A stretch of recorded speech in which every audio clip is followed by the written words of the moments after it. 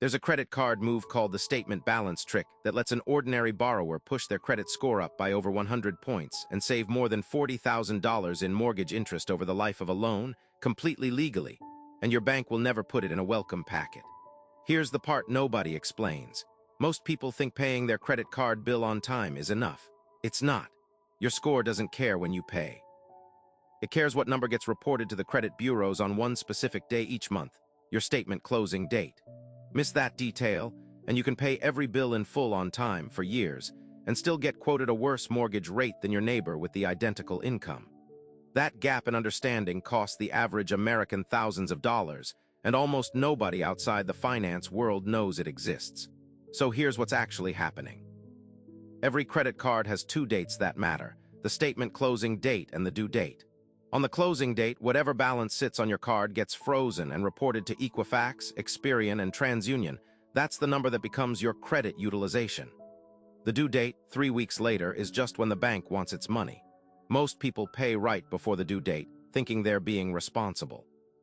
But by then, the bureau's already grabbed a snapshot of your balance weeks earlier, often a high one, right after you bought groceries, gas, or Christmas gifts. High reported utilization, even if you pay it off completely, quietly drags your score down every single month. Here's where it gets interesting. The fix takes 90 seconds. You find your statement closing date, it's on your last bill or in your account settings. A few days before that date hits, you pay your card down, not on the due date, but early, so the balance reported to the bureaus is near zero. That's it. No new accounts, no debt, no fees.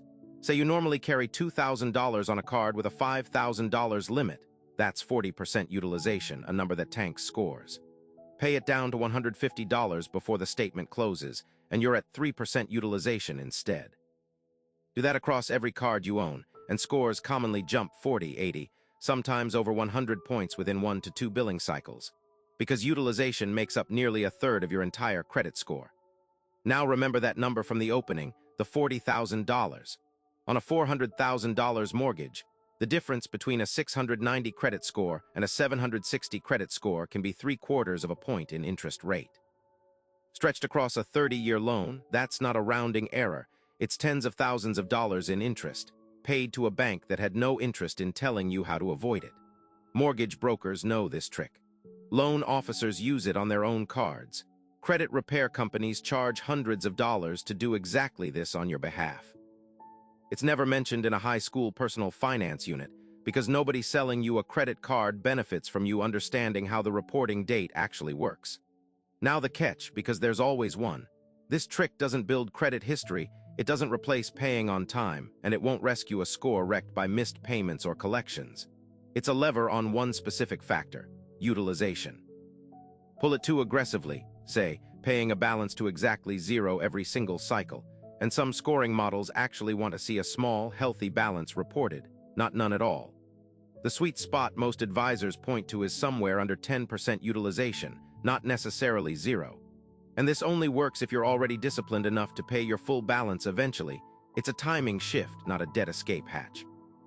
But here's where it gets interesting. The statement date trick is really just the entry point. There's a related move, one that lets you manufacture a near-perfect score in as little as 30 days using a completely different lever the bureaus track. And it's one credit repair companies actively don't want spreading. That's the next file.